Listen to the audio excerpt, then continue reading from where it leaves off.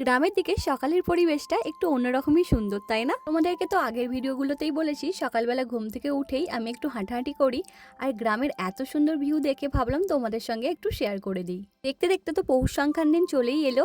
তাই বাবা আজকে গুড়ি কুটিয়ে নিয়ে এসেছে কল থেকে, সেইগুলোই আমি রোদে দিচ্ছি। এখন তো 2-3 দিন ছাড়া ছাড়াই পিঠে বানানো হবে, আর রোজ রোজ তো মিক্সিতে করে গুড়ি কটা সম্ভব নয়, তাই বাবা একবারেই কুটিয়ে নিয়ে এসেছেন। শীতের শুরুতেই যে সমস্ত গাছগুলো বসানো হয়েছে তাতে কিন্তু গাছ ভরে একবারে ফুল ফুটে গেছে।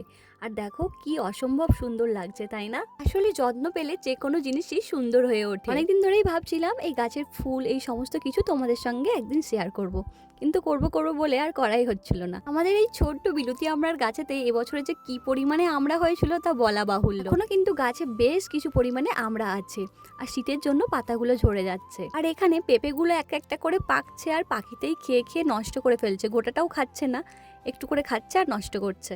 চলো আজকের মতো টাটা, দেখা হচ্ছে পরের ভিডিওতে।